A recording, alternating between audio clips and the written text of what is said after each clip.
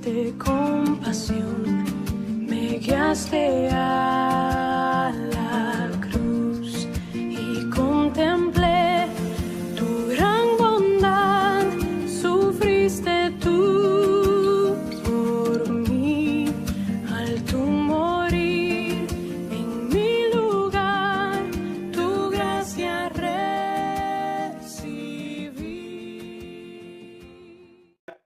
El día de hoy, hablando sobre la sección de Efesios 1, 3 al 14, algunos comentaristas dicen que esta sección, ¿se acuerdan que les dije que esto era, en los manuscritos originales, es toda una porción completa? Algunos comentaristas dicen que es la sección más larga, el manuscrito más largo completo, y realmente es una porción bíblica que, no sé ustedes, pero a mí el Señor me está edificando mucho por medio de esto. Y vamos a leer entonces Efesios 1, 3 al 14. Efesios capítulo 1, versículo 3 al 14. Sé que se están acostumbrando ya a estos versículos, sé que algunos tal vez ya lo está hasta aprendiendo a memoria, y qué bueno, porque les va a ayudar a poder retenerlo y a practicarlo. Dice la palabra del Señor, Efesios 1, 3 al 14, bendito sea el Dios y Padre de nuestro Señor Jesucristo, que nos bendijo con toda bendición espiritual en los lugares celestiales en Cristo, según nos escogió en Él antes de la fundación del mundo, para que fuésemos santos y sin mancha delante de Él, en amor, habiéndonos predestinado para ser adoptados hijos suyos por medio de Jesucristo, según el puro afecto de su voluntad, para alabanza de la gloria de su gracia, con la cual nos hizo aceptos en el amado, en quien tenemos redención por su sangre, el perdón de pecados, según la riqueza de su gracia, que hizo sobreabundar para con nosotros en toda sabiduría e inteligencia, dándonos a conocer el misterio de su voluntad, según su beneplácito, el cual se había propuesto en sí mismo, de reunir todas las cosas en Cristo, en la dispensación del cumplimiento de los tiempos, así las que están en los cielos como las que están en la tierra. En Él asimismo tuvimos herencia, habiendo sido predestinados conforme al propósito de que hace todas las cosas según el designio de su voluntad, a fin de que seamos para alabanza de su gloria, nosotros los que primeramente esperábamos en Cristo. En Él también vosotros, habiendo oído la palabra de verdad, el evangelio de vuestra salvación, y habiendo creído en Él, fuiste sellado con el Espíritu Santo de la promesa, que es las arras de nuestra herencia, hasta la redención de la posesión adquirida para alabanza de su gloria. Amén. Hemos empezado entonces a ver la semana pasada un aspecto sobre nuestra vida, el saber que por medio de Cristo hemos sido muy favorecidos. ¿Se acuerdan que hemos hablado de la semana pasada sobre esta palabra de ser acepto en el amado, y hemos visto qué significa esto de ser acepto, que hemos sido muy favorecidos, y hemos visto algunos aspectos de que hemos sido muy favorecidos. Hoy vamos a cerrar esta idea de en qué más hemos sido muy favorecidos, para después, ya en la semana que viene, trasladar y terminar de ver el versículo 13 y 14, que va a ser el final de toda esta porción. Hoy quiero seguir hablando al respecto, entonces trayendo a tu mente la idea. Mi deseo es que puedas en tu mente entender que realmente la gracia de Dios nos ha convertido en personas que podemos gozar de la vida nueva que vivimos en Cristo. Mi deseo es eso, llevarte a entender lo favorecido que has sido y que realmente ha sido por gracia, y que realmente esta nueva vida que vivimos en Cristo es para disfrutarla. Entonces, en la segunda parte del plan perfecto que hemos ya llevado varios sermones hablando, dijimos que por gracia somos muy favorecidos en Cristo. Y bueno, nuestra pregunta la semana pasada es, ¿en qué hemos sido muy favorecidos? ¿Te acordás? Y hoy vamos a seguir hablando sobre el segundo aspecto que vimos, que es que por su gracia se nos otorga el entendimiento suficiente para comprender el propósito de Dios con su creación. ¿Se acuerdan que eso es lo que empezamos a ver como uno de los aspectos de la semana pasada? Hemos estado observando hasta aquí, que por gracia de Dios hemos recibido desde lo alto sabiduría e inteligencia, la cual no se compara con la humana. ¿Se acuerdan que hemos hablado Dios nos ha dotado, hemos sido muy favorecidos en haber recibido de Dios sabiduría e inteligencia. La misma que hay en Él, Él nos ha dado ese don a nosotros para que nosotros también hoy podamos tener la mente de Cristo y podamos desarrollarnos y tener una comprensión clara de estas verdades que en la palabra no se podrían entender si no fuera dada por el Señor a nuestras vidas. Estos dones otorgados a cada uno de los creyentes le otorga la capacidad para comprender la naturaleza de las cosas y actuar por consiguiente de acuerdo a esa comprensión. ¿Se acuerdan? Sabiduría es la capacidad de poder comprender la naturaleza de por qué son las cosas, y la inteligencia estaba más hablando de que, sabiendo y teniendo ahora el concepto claro de cómo son las cosas, poder ahora actuar en consecuencia. ¿Se acuerdan que hablábamos? Sería sabiduría como la parte teórica y inteligencia la parte práctica. ¿Está bien? Todo esto, las personas naturalmente no pueden llegar a lograrlo. De hecho, de acuerdo a lo que hemos visto, la forma en la cual ahora piensa el Hijo de Dios para el hombre natural es locura. ¿Se acuerdan que hemos citado 1 Corintios capítulo 2, versículo 14?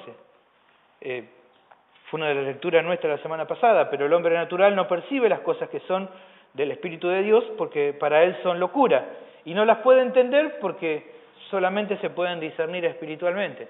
Entonces, lo que vos lográs comprender para el hombre natural, intentando entenderlo desde su reflexión humana, se le hace imposible, para él son locura. De acuerdo al texto que estamos observando, podemos notar que la sabiduría e inteligencia que se nos ha otorgado nos ayuda a poder entender el plan que Dios nos ha querido revelar. Es sobre el plan que vamos a hablar a continuación, marca un aspecto más de lo que hemos sido muy favorecidos. O sea, ¿qué es lo que te quieren decirte? Fíjate que hemos visto hasta la semana pasada que Dios nos ha hecho muy favorecido ¿en qué? En habernos dado sabiduría e inteligencia. Pero de acuerdo al texto que vamos a ver hoy, entre varias cosas por las cuales nos ha dado sabiduría e inteligencia, el texto nos está hablando de que hay un motivo por el cual, o un motivo entre varios, por el cual nos ha dado sabiduría e inteligencia. Fíjense lo que dice acá, el apóstol dice que se nos ha dado a conocer, fíjense, ¿ve? El versículo es el número 9.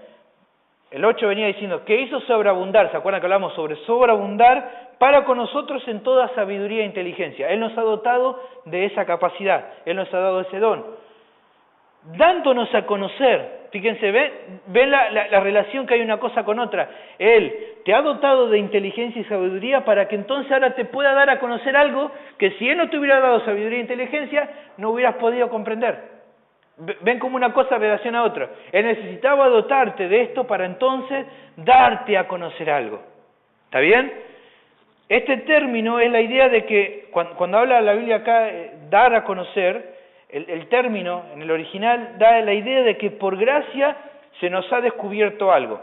Se nos ha comunicado a nosotros, obviamente por medio del apóstol, cosas que han sido desconocidas hasta ahora. Lo que Pablo está diciendo es, partiendo desde mi vida, imagínense Pablo diciendo, Dios me ha dotado de sabiduría e inteligencia para poder darme a conocer algo que ahora yo sé que Dios también le ha dado la sabiduría e inteligencia para que yo, al expresarle lo que Dios me dio a revelar a mí, ustedes también lo puedan entender.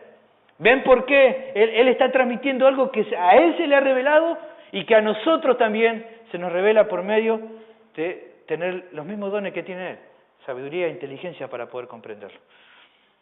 Ahora, ¿qué es lo que se nos ha dado a conocer? Fíjense acá dice, se nos ha dado a conocer algo. Y acá empieza algo que te va a llamar la atención. Fíjate que dice, nos dio a conocer el misterio de su voluntad. Qué palabra rara, misterio. El texto dice que Dios nos dio a conocer un misterio. La palabra en griego que aquí se utiliza para misterio es una palabra bastante fácil, es musterion. En vez de misterio, musterion. Que como define Vine, el diccionario enciclopédico, en el Nuevo Testamento denota no lo que es misterioso. Cuando uno piensa en misterio, piensa en algo que es misterioso, en algo que realmente en el castellano da algo que no se sabía, un misterio. Pero la idea es que el Vine dice, en el Nuevo Testamento denota no lo que es misterioso, como sucede con el término en castellano, sino aquello que, estando más allá de la posibilidad de ser conocido por medios naturales, solo se puede llegar a saber por revelación divina, y se hace saber de una manera y en un tiempo señalado por Dios, y solo a aquellos que están iluminados por su Espíritu. En un sentido ordinario, un misterio significa conocimiento retenido, pero el significado bíblico es verdad revelada. O sea, ¿qué es lo que está queriendo decir acá? Por lo general, cuando habla de misterio, es algo que nadie conocía y de repente se descubrió, ¿no? Vos tenías algo que no sabías, de repente ahora se te develó el misterio, lo entendiste. Pero ese es el término en castellano. En griego va un poco más allá. Lo que te está diciendo en griego, la idea que te está queriendo transmitir es algo que de ninguna manera ninguno de nosotros podría haber entendido por capacidades naturales. O sea, ninguno de nosotros descubrió esto. No es que decimos, ahora yo entendí esto. Era un misterio, entonces ahora lo entendí. No es esa la idea de Musterion. Musterion es algo que vos jamás podías haber entendido si Dios no te lo hubiera revelado. ¿Notás la diferencia? No es algo del cual vos puedas decir, yo ahora lo entiendo. No, sino que la idea es algo, ahora el Señor me lo ha querido revelar. Si no, yo nunca me hubiera dado cuenta. Eso es lo que está queriendo decir acá Pablo, y es lo que nosotros entendemos en nuestra vida. Nunca podría haberlo entendido por mi propia capacidad. Era imposible para cada uno de nosotros. No es simplemente un conocimiento que estaba oculto por no poder haber interpretado, sino una verdad que ha sido revelada en nuestras vidas. Esta es la idea del misterio. Es algo que Dios en su tiempo ha determinado de revelártelo. ¿Por medio de qué? De dotarte de sabiduría e inteligencia para que ahora lo puedas entender. ¿Ves la diferencia? ¿Ves qué privilegiado que sos? Si no hubiera sido por su gracia, este misterio del cual ahora te voy a hablar, no lo hubieras podido entender. Jamás. ¿Por qué? Porque solamente se puede discernir espiritualmente. Por lo tanto, necesitamos la intervención del Espíritu Santo para poder comprenderlo. Un versículo que te sirve de referencia para entender esta idea de un misterio, de algo que no podías saber si no te hubiera sido revelado, es Colosenses 1:26, dice, el misterio, fíjate que acá habla también de misterio. Efesios y Colosenses se parecen en muchos términos, y acá Colosenses te da una idea de lo que te estoy queriendo hablar. Fíjate que dice, el misterio que había estado oculto desde los siglos y edades, pero que ahora ha sido manifestado, se ha revelado a sus santos. ¿Ves? Estaba oculto. Mucho tiempo pasó. Muchas personas no lograban comprenderlo y nunca lo van a comprender. ¿Por qué? Porque solamente pueden ser conocidas por medio de ¿qué? De la revelación dada por Dios. ¿Lográs comprender esto? ¿Lográs entender de que Él te ha dado la posibilidad de conocer un misterio que han pasado siglos, han pasado eruditos, han pasado personas y ninguno de ellos lo pudo entender? Pero se te ha dado la posibilidad ahora de poder entenderlo. Dios ha revelado a tu vida este misterio que estaba escondido, que ninguno podía comprenderlo, pero que ahora lo puedes entender. Ahora, la palabra nos afirma que fue voluntad de Dios el darnos a conocer este misterio, de acuerdo a su soberanía y a su agrado. Fíjate que dice, dándonos a conocer el misterio de su voluntad según su beneplácito. Acá tenés voluntad, o sea, soberanía de Dios. Él determinó que te lo iba a revelar.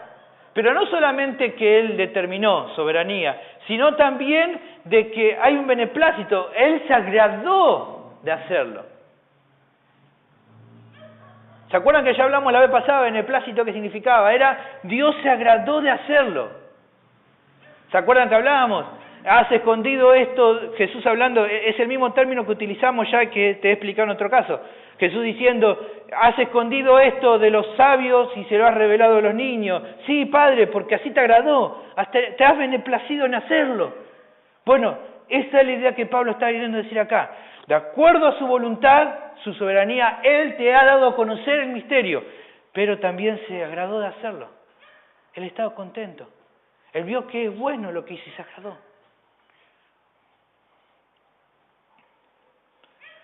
Ahora bien, lo que se nos va a revelar, creo que es una de las verdades más importantes que podemos llegar a contemplar en la Biblia. Una de las más concluyentes, una de las verdades más concluyentes, y que realmente le dan el sentido debido, yo creo que a nuestra existencia y a la realidad de la naturaleza, del propósito de toda la creación en su conjunto. Y cuando hablo de toda la creación en su conjunto, hablo del universo entero, como todos sus habitantes. Te lo vuelvo a repetir. Lo que ahora yo te voy a contar, lo que ahora sigue, creo que es un versículo central en la Biblia, una verdad teológica central que realmente le dan sentido a lo que el hombre se pregunta. ¿Cuál es el sentido de la vida? ¿Cuál es el sentido de vivir? ¿Cuál es el sentido de la vida humana? ¿Tiene algún propósito la vida humana? ¿O simplemente somos un accidente del azar creado por el azar mismo y porque así caminamos por la vida? ¿Tiene algún sentido la vida? ¿Tiene algún propósito el vivirla? Bueno, este es uno de los versículos que nos da claridad para poder entender cuál es el propósito de nuestra vida. Cuando algún día te toque tal vez hablarlo con una persona de estas que andan así, con estas dudas, es muy bueno que recuerdes estos versículos, porque dan luz al entendimiento de qué es lo que la vida nos da y por qué el propósito o por qué ocurren las cosas como ocurren, tanto lo bueno como lo malo. Tiene todo un sentido. Y este versículo nos da justamente un gran pantallazo de poder comprender esto.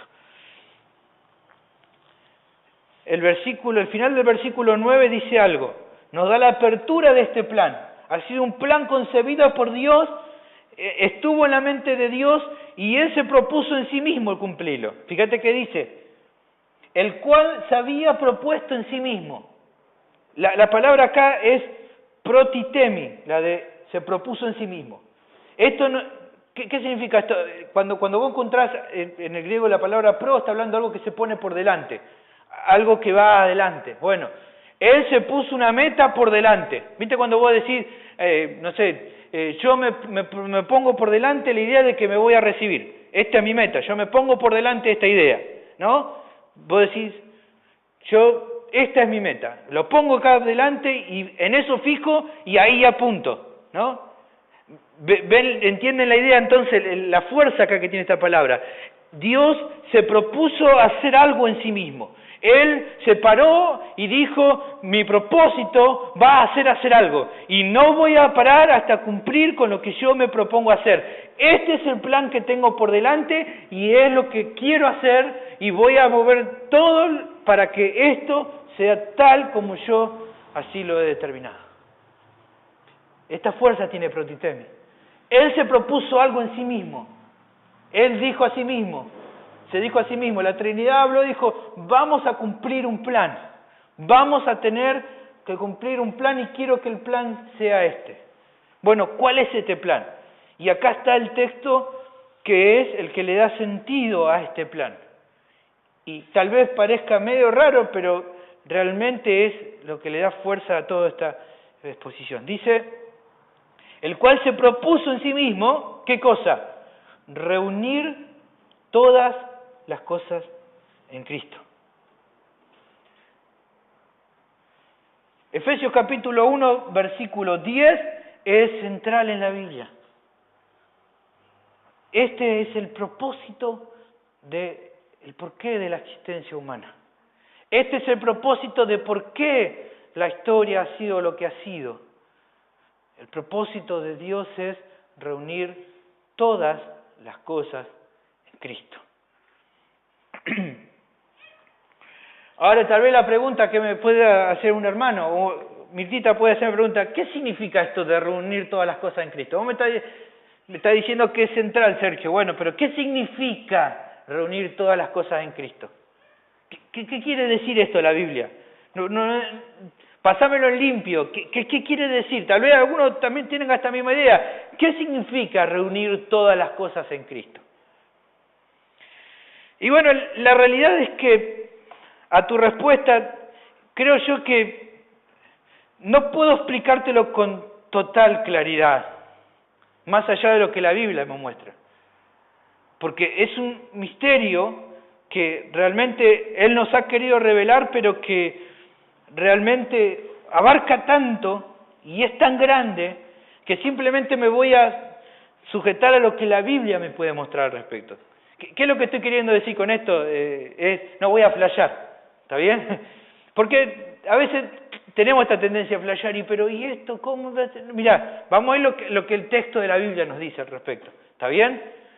Y creo que ya lo que el texto de la Biblia nos dice es muy grande, es muy grande.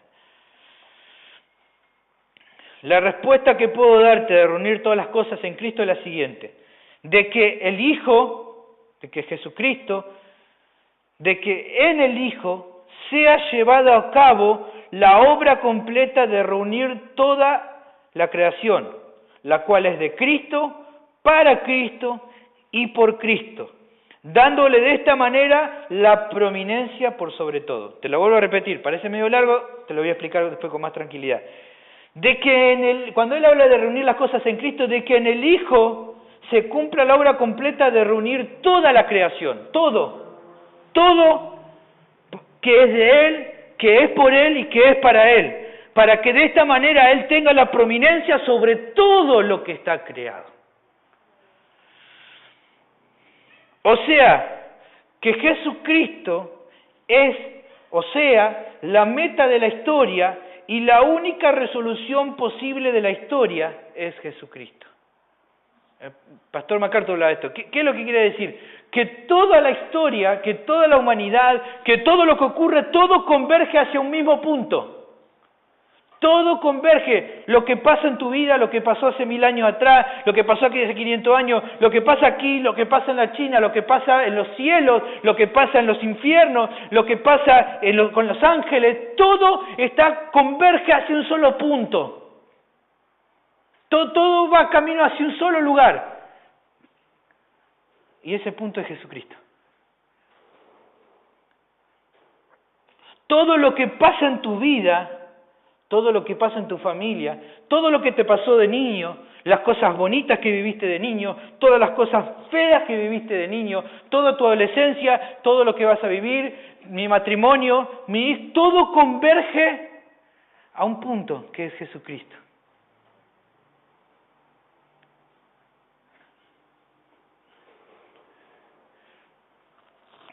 No sé si vas logrando entender la idea. Todo lo que pasa en tu vida, todo lo que viviste y lo que vas a vivir, no es fruto de algo que está por ahí, que bueno, suerte, azar o algo que no tenga significado. Todo tiene un porqué.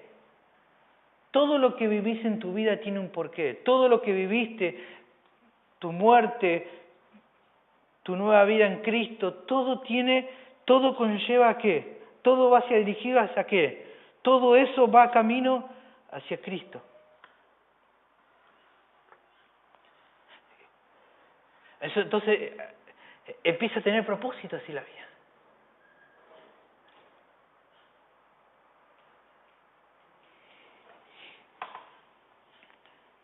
Todo lleva hacia algo. Para darte una idea, para que puedas entender, todo lo que ocurre va llevando la historia hacia un punto neurálgico en el final de los tiempos, que es la coronación de Cristo. Él recibiendo olor. Hacia eso vamos. Hacia eso va el mundo completo. Aquellos que por ahí miraron, les tiro este ejemplo para que puedan entender. Aquellos que pudieron mirar, no sé, por ejemplo, la saga de las películas del Señor de los Anillos. Si vos ibas siguiendo la película, ibas viendo que iban varias historias que que iban en confluencia, no en paralelo. Mientras pasaba algo en un lugar, en otro lugar pasaba otra cosa, y en otro lugar pasaba otra, y todo venía, ¿hasta dónde? Hasta que llegue toda la historia a un mismo punto, que era ¿qué cosa en ese sentido? La destrucción del malo, o lo que sea, y hasta la coronación de un rey, hasta que algo resurgiera y toda la humanidad o todo lo que pasaba en aquel tiempo en la historia volviera a un punto de gloria. Todo restableciera su equilibrio natural de las cosas, ¿no? Y llegaba un punto en el cual, bueno, el bien triunfaba sobre el mal, todos contentos y la historia ahora vuelve a florecer. Bueno, es un ejemplo medio burdo, pero la idea que quiero llevarte es eso. Todo lo que está ocurriendo sobre la tierra, todo lo que ocurrió y todo lo que ocurrirá, converge hacia un solo punto en la historia, que es Jesucristo, que es la glorificación completa de Él. Todo se resume ¿a qué? A Jesucristo. Y Jesucristo es la historia misma. Todo va hacia Él.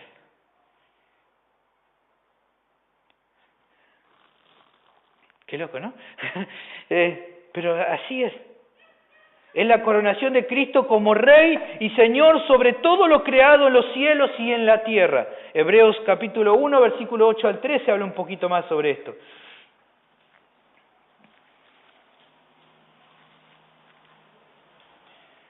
Fíjate qué dice. Hebreos 1, 8 al 13. Dice, mas del Hijo dice, tu trono, oh Dios.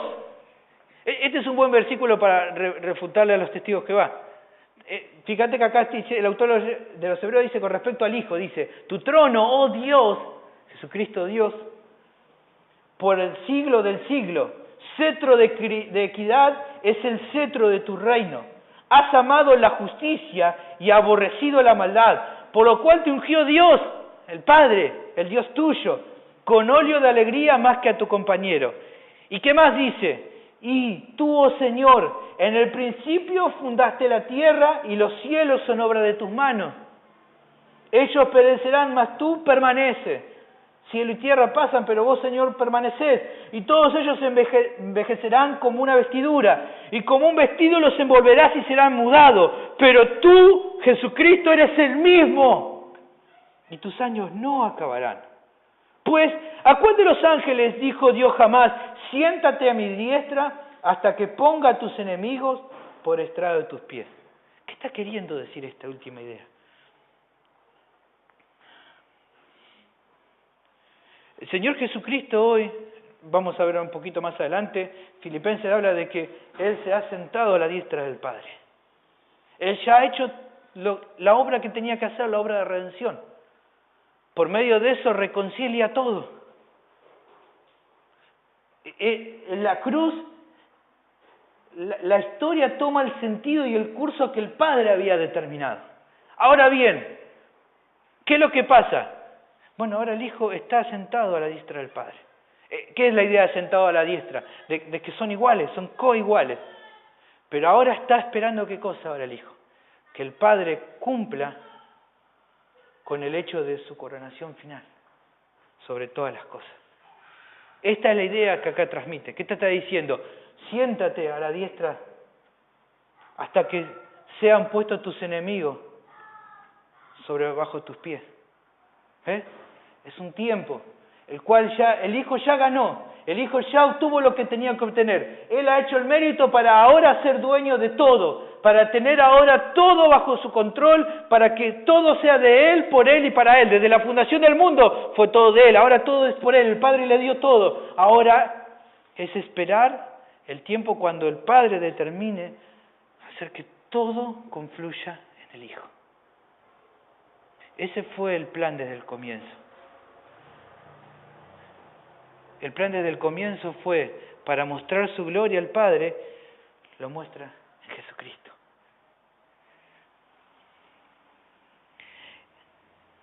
Esto de reunir todas las cosas en Cristo, nos habla de ¿qué? Del reordenamiento de todo, la vuelta al equilibrio perdido con la caída del hombre. al juzgamiento de la maldad y al reconocimiento público de Jesucristo, ante el cual, como vemos, toda rodilla se doblará. Filipenses capítulo 2, versículo 9 al 11, ¿qué dice? Por lo cual el Padre lo exaltó hasta lo sumo y le dio un nombre que es sobre todo nombre. ¿Para qué? Para que un día en el nombre de Jesús se doble toda rodilla de los que están en los cielos y en la tierra y debajo de la tierra. Y toda lengua confiese que Jesucristo es el Señor. ¿Para qué? Para gloria de Dios Padre. ¿Entendés la idea un poco mejor ahora? Un día toda rodilla se va a doblar. Toda. No es simplemente los ángeles. Toda la creación. Todo el mundo. Pecadores, no pecadores, ángeles, demonios, Satanás mismo, toda rodilla se va a doblar y va a reconocer que Él es el Rey soberano que está por encima de todo.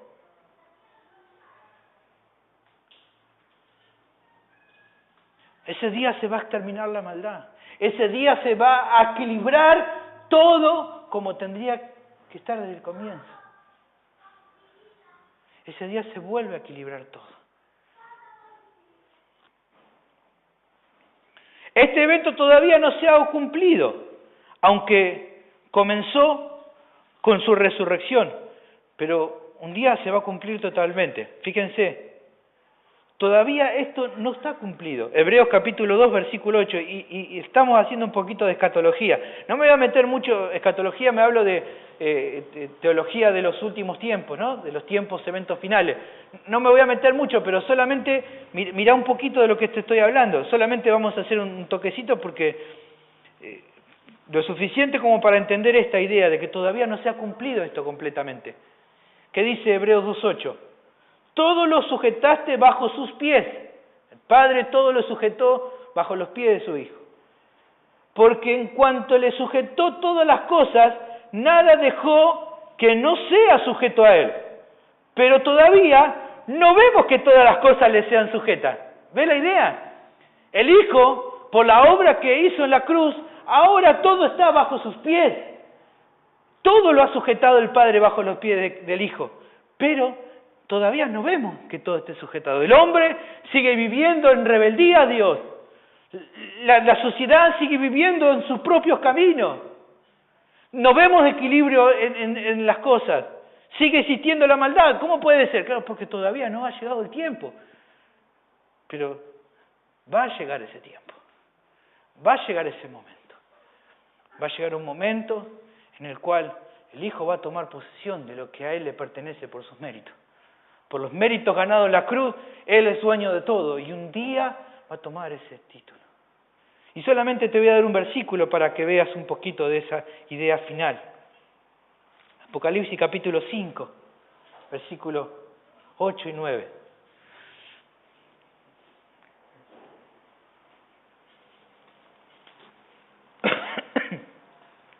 Dice, hablando de Cristo acá, el Cordero, y cuando el Cordero hubo tomado el libro, los 4 seres vivientes y los 24 ancianos se postraron delante del Cordero. Todos tenían arpas y copas de oro llenas de incienso, que son las oraciones de los santos. Y cantaban un nuevo cántico diciendo, digno eres de tomar el libro y de abrir sus sellos, porque tú fuiste inmolado y con tu sangre nos has redimido para Dios de toda linaje y lengua y pueblo y nación. No sé vos, amigo, amiga, hermano, hermana, pero cuando yo escribía esto, la piel se me ponía de gallina. ¿Sabes por qué? No porque sea hincha de River. Se me ponía de gallina pensando en ese momento. ¿Te imaginas ese momento? ¿Te imaginas? Reunidos con las congregaciones, con toda la creación. Hoy no te voy a contar qué va a pasar con vos en ese momento. Eso te lo voy a dejar para más adelante, pero simplemente pensar que vamos a ser participantes de eso, de ver al Cordero,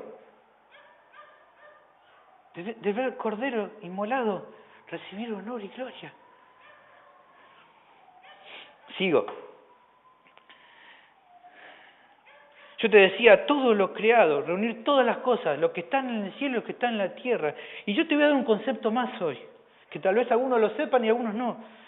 Aún la creación misma, aún la creación. Cuando hablo de la creación hablo del universo, hablo de los árboles, hablo de los pájaros, hablo de los animales, hablo del mar, hablo de la tierra, hablo de los seres inanimados, los que... Todo eso está gimiendo, esperando ese momento. Toda la creación está gimiendo, esperando ese momento. Fíjate lo que dice Romanos 8, 19 al 22. Sé que es un concepto difícil, pero vamos a ver lo que la Biblia dice, así no te perdés. Pero dice que la creación está gimiendo para que llegue ese momento. Fíjate lo que dice.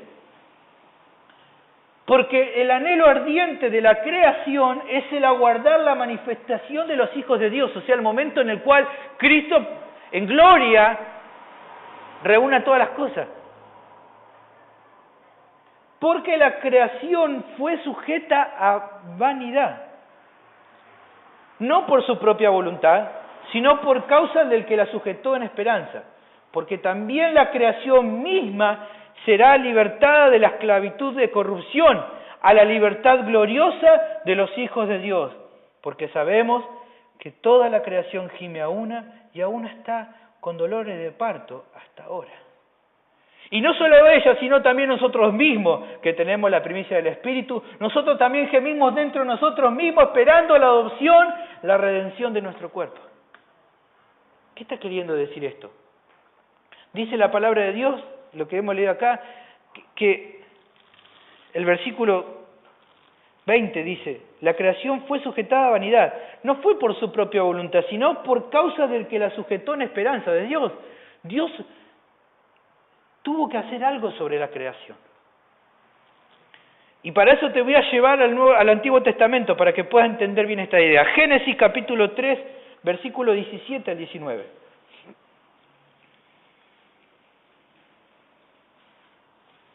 Hubo algo que Dios tuvo que hacer con la creación, no porque la creación misma lo haya definido, ni porque la creación haya merecido esto que ha pasado, sino por la caída del hombre. Pero la caída del hombre, la caída de Adán y de Eva, produjo algo sobre la creación. Fíjate lo que dice.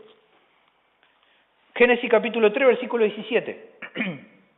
Y al hombre le dijo Dios, por cuanto obedeciste a la voz de la mujer y comiste del árbol que te mandé diciendo, no comerás de él, maldita será la tierra por tu causa.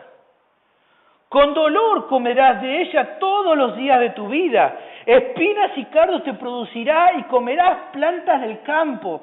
Con el sudor de tu rostro comerás el pan hasta que vuelvas a la tierra. Porque de ella fuiste tomado, pues polvo eres y al polvo volverás. ¿Qué quiere decir esto? La creación. ¿Se acuerdan que leímos Romanos 82? La creación fue sujeta a vanidad. No está hablando de vanidad como soberbia y orgullo. Lo que está diciendo es, la creación fue sujeta a no poder desarrollarse tal cual como había sido destinada. ¿Se acuerdan cuando Dios hizo lo que hizo? ¿Cómo lo vio? Bueno en gran manera. Él creó la tierra. ¿Se acuerdan que dice? No había llovido en la tierra porque no era necesario. Simplemente Dios hacía que un vapor surgiera en la tierra y todo estuviera perfecto. Él creó la tierra para que produzca sin necesidad de que Adán tuviera que trabajarlo, luchar, sino que simplemente de la tierra brotaba. Así era la tierra. Fue destinada a producir. ¿Se acuerdan que dice? Produzca buen fruto, produzcan los árboles, produzca la tierra, produzca los animales. Dios hizo todo eso perfecto. Pero la caída del hombre trajo sobre la tierra este juicio de Dios. De no poder producir o no poder actuar la tierra como tendría que actuar. Por eso, La tierra gime a una. No logramos entender cómo la tierra... Sí, la tierra, la creación, está queriendo volver a ser lo que era originalmente y que no pudo hacerse. ¿Por qué? Por culpa de la caída del hombre. Lo que hace el pecado, ¿no? Destruye todo. Y la creación gime. Gime. Está esperando. Está esperando también que se reúnan todas las cosas en Cristo. Para que entonces puedas volver a ser lo que un día fue.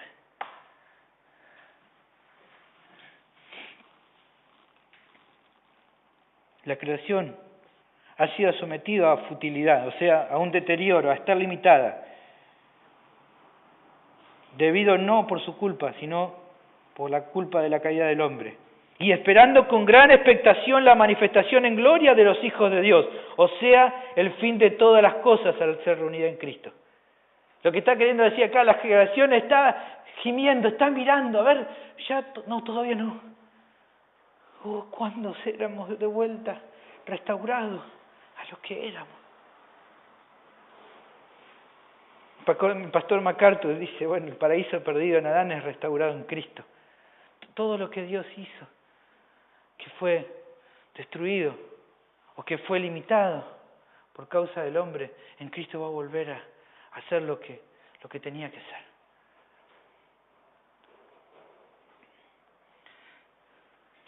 El doctor Herman Bavinck expresa adecuadamente, dice, observamos alrededor nuestro tantos hechos que no nos parecen razonables, tantos sufrimientos injustos, tantas calamidades inexplicables, tan extraña y desigual distribución de destinos, y un contraste tan grande entre los extremos de la alegría y la tristeza, que al reflexionar sobre estas cosas nos vemos forzados a elegir entre dos alternativas: ver el mundo gobernado por una ciega voluntad o deidad maléfica, como creen los pesimistas, o basándonos en las Escrituras y mediante la fe descansar en la soberana y absoluta voluntad, aunque incomprensible, sabia y santa de aquel que algún día hará que la plena luz de los cielos amanezca sobre los misterios de la vida.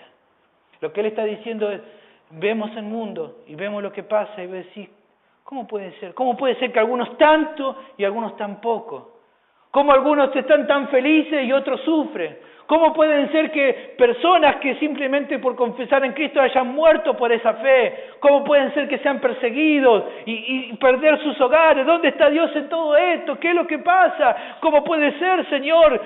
¿Cómo puede ser que en nuestro país no se escuche hablar del Evangelio? ¿Qué pasa? Y bueno, podríamos verlo por un lado como dice este doctor, decir y pensar, bueno, tenemos un Dios que en realidad es malo, que no se entiende por qué hace las cosas. O poder, por la fe, descansar en que todo converge a Cristo y que todo tiene un sentido. Y entonces encontramos que todo tiene un propósito. Que un día va a ser juzgado el mal. Un día a su tiempo, todo se presentará ante el juez del universo. Y todos van a rendir cuenta.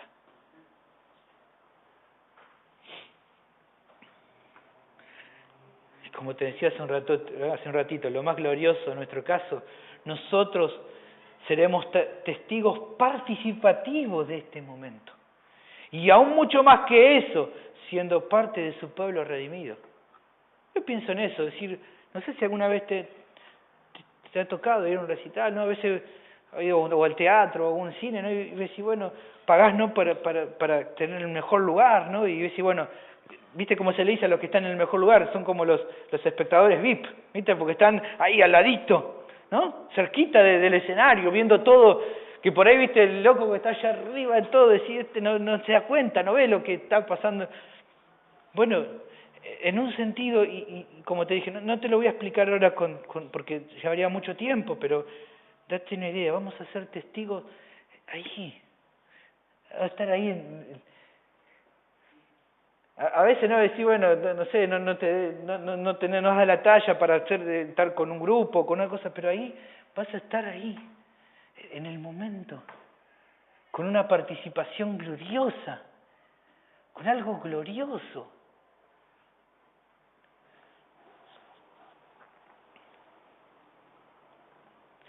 El mismo texto nos indica cuándo se va a cumplir este evento por completo. Dice el texto que estamos leyendo, en la dispensación del cumplimiento de los tiempos. Dice, fíjense, ¿ven? Reunir todas las cosas en Cristo en la dispensación del cumplimiento de los tiempos. Así las que están en los cielos como las que están en la tierra. O sea, la dispensación del cumplimiento de los tiempos, o sea, cuando sea llevado a cabo el cumplimiento de los tiempos. El término que acá se utiliza es el mismo que utiliza Pablo en Gálatas capítulo 4, versículo 4. Pero cuando vino el cumplimiento del tiempo, Dios envió a su Hijo, nacido de mujer y nacido bajo la ley. ¿Ves? Cuando Dios determinó el fin del tiempo que tenía que hacer, Cristo vino a la tierra. Bueno, cuando Dios determine el fin del tiempo, que Él ya tiene determinado, cumple con este evento que estamos hablando, reunir todas las cosas en Cristo. Como explica el comentarista Hendricks, se dice, cuando la dispensación del cumplimiento de los tiempos, dice él, cuando por así decirlo, en el reloj de arena del decreto eterno de Dios se haya llenado la parte inferior, esto es cuando todos los tiempos precedentes y las sazones que el Padre ha establecido conforme a su propia autoridad se hayan completado. El reloj de arena está cayendo. El decreto eterno de Dios de reunir las cosas en Cristo. Y un día va a llegar al final. ¿Cuándo? El Padre lo sabe. Los discípulos le preguntaban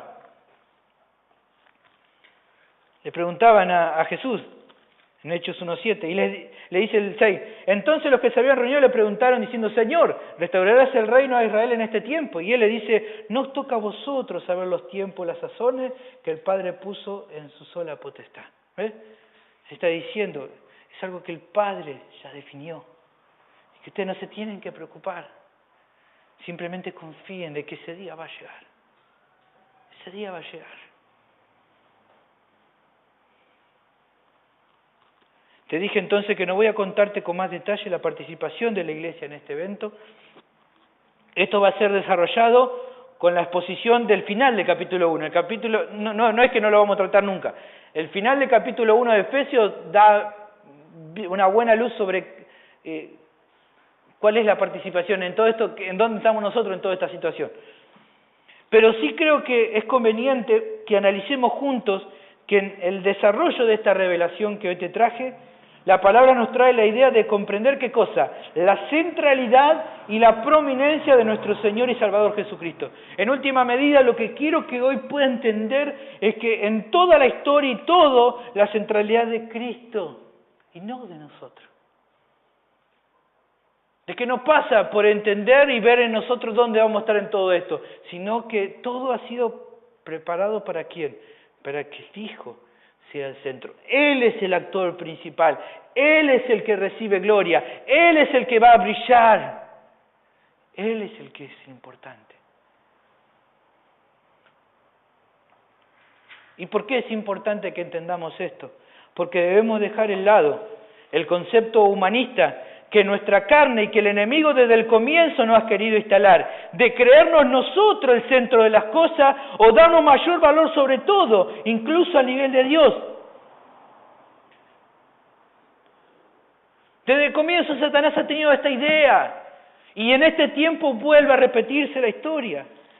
Ese fue el deseo que cautivó el corazón puro de Adán y Eva, y es el deseo que debemos rechazar en nuestros corazones que han sido transformados por Dios. ¿Cuál fue el deseo que hubo en ellos? ¿Qué fue? ¿Se acuerdan? Estuvieron viéndolo la hermana Eva. ¿Cuál fue el deseo que cautivó el corazón de Eva? Génesis capítulo 3, versículo 4. Entonces la serpiente dijo a la mujer, no van a morir, sino que sabe Dios que, a él le está mintiendo, le dice, sabe Dios que el día que coman de él, van a ser abiertos vuestros ojos y ustedes van a ser como Dios, sabiendo el bien y el mal. ¿Ven? ¿Y qué dice entonces? Y vio la mujer que el árbol era bueno para comer y que era agradable a los ojos y árbol codiciable para alcanzar sabiduría. Ve, el hombre queriendo por sus propios méritos ser igual a Dios, cuando siempre se ha tratado de su gracia todo. Pero ¿cuál es el deseo? Por mi propia fuerza llegar a ser como Dios, ser importante, tener el mismo lugar que Él. La mujer le agradó escuchar eso. Y Adán también.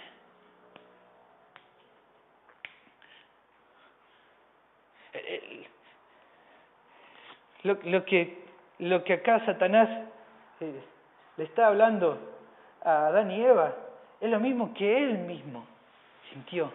Ese deseo por ocupar el trono de Dios. Y por tanto fue castigado. Y es lo mismo que pasa en este deseo que tiene el hombre y la mujer. Hasta hoy todavía. El querer sentirse importante. El querer sentirse que realmente somos importantes.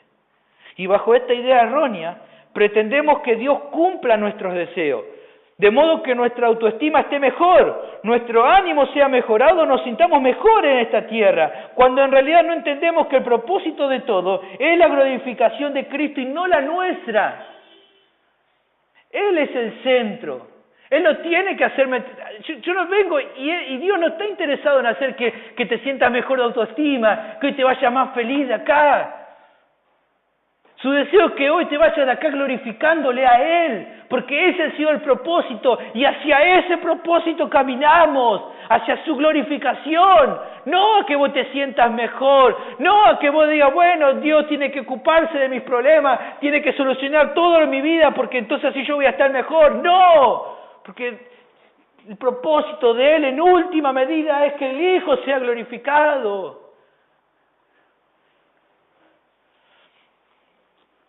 En estos tiempos tan apóstatas, todo este pensamiento humanista ha calado profundamente en el corazón de cientos de millones de hombres y mujeres, engañados con filosofías mundanas, porque son filosofías del mundo, como el falso evangelio de la prosperidad, como los programas de mejoramiento de la autoestima, como todos esos 10 pasos para ser feliz, cosas por el estilo, que te prometen tu mejor vida ahora, cuando en realidad podemos ver que nuestra mejor vida será cuando estemos en la presencia de nuestro Señor y podamos disfrutar de Él como el tesoro más grande que jamás pudimos llegar a imaginar.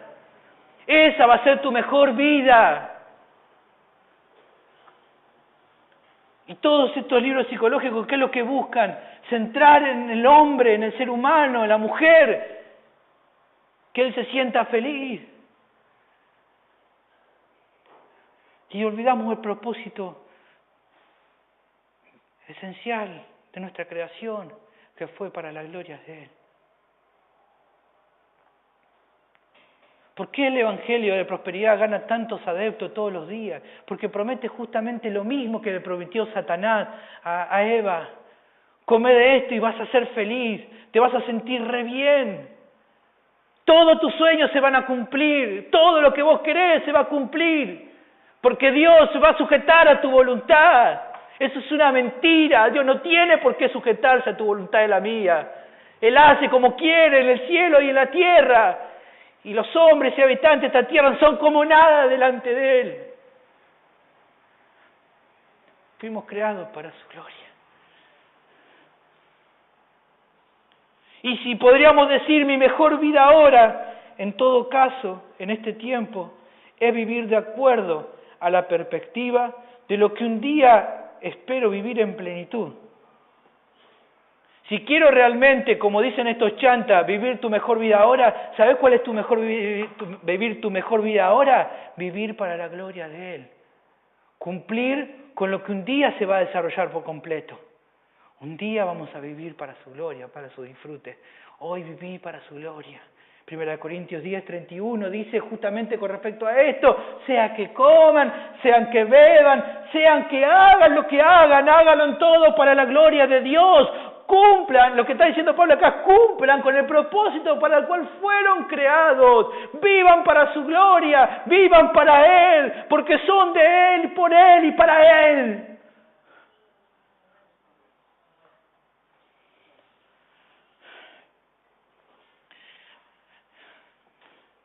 Y para seguir y terminar, podemos ver también que por gracia fuimos escogidos para recibir herencia divina. Dice, en Él, Cristo, asimismo tuvimos herencia. En este tercer aspecto ahora, viniendo de la idea anterior, encontramos el comienzo del concepto de una bendición gloriosa que cada cristiano ha recibido. Se nos promete una herencia de parte de Dios. Se promete que Él ha preparado una herencia.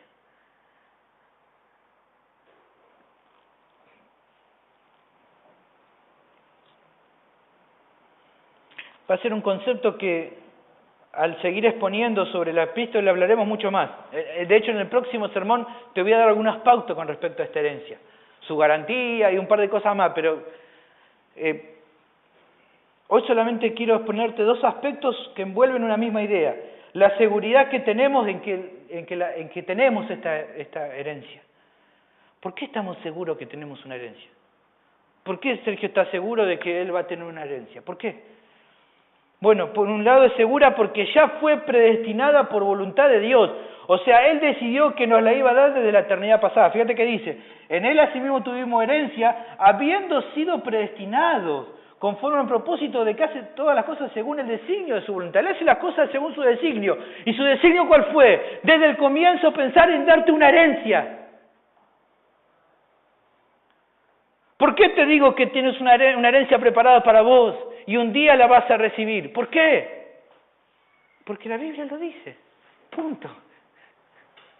¿Qué más seguridad necesita eso? ¿Qué necesitas? Que un ángel venga y te diga, no, necesito tener un sueño para ver que así voy a tener una herencia, necesito que Dios me hable. ¿Querés que Dios te hable mirado con la palabra? Lo está diciendo claro. Dios te ha dado una herencia, la predestinó conforme al designio del que hace las cosas según su voluntad. ¿Y su voluntad cuál fue? Darte una herencia.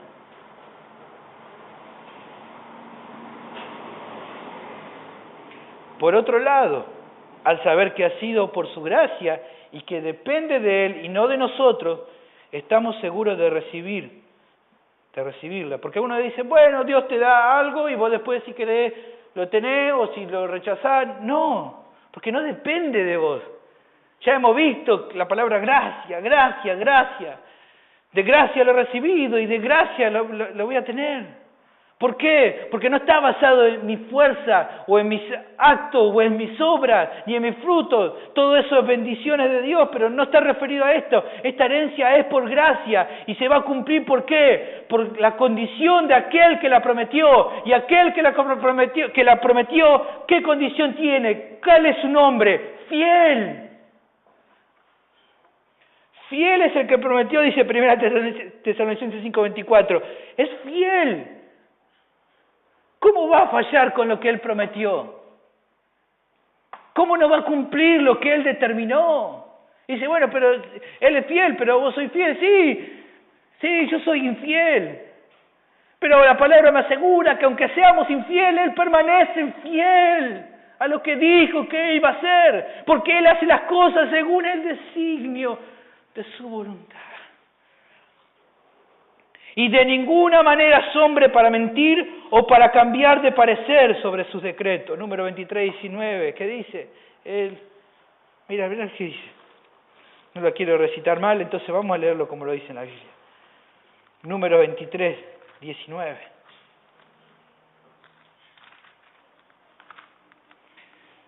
Dios no es hombre para que mienta, ni hijo de hombre para que se arrepienta. Él dijo, ¿no lo hará?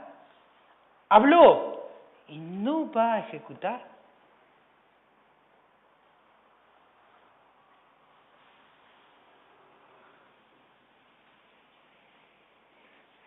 El profeta Balaam dice en el siguiente versículo, he aquí, he recibido orden de bendecir. Dios me mandó a bendecir. Él dio bendición y yo no voy a revocarla. Porque lo que Él determinó hacer, lo va a hacer. Balaam vio la mano de Dios, dijo, este es el pueblo de Dios. Y Dios determinó bendecir a su pueblo. Y va a hacer lo que tenga que hacer. Y si hace falta, hizo hablar un burro para darme cuenta, dijo Balaam, lo hizo. Hasta que yo pueda entender que lo que Él determinó hacer, lo va a hacer. Solo queda un comentario más para finalizar el sermón de hoy. Esta promesa es para cada uno de los cristianos. Fíjate lo que dice. A fin de que seamos para alabanza de su gloria, versículo 12. Nosotros, los que primeramente esperamos en Cristo. Solo queda un comentario más para finalizar el sermón de hoy. Esta promesa es para cada uno de los cristianos, o sea, para todo aquel que ha puesto su esperanza en Cristo, por medio de la fe.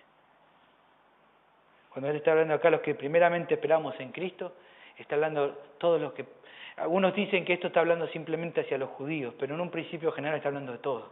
Cada uno de nosotros ha puesto su esperanza en Cristo por medio de la fe. Por lo tanto, es la promesa para cada uno de nosotros. El versículo con el que hoy finalizamos nos vuelve a traer el mismo motivo con el cual el apóstol nos viene hablando en toda esta sección. Toda esta obra majestuosa, este plan de Dios, es para que seamos para la alabanza de su gloria. Vamos a orar.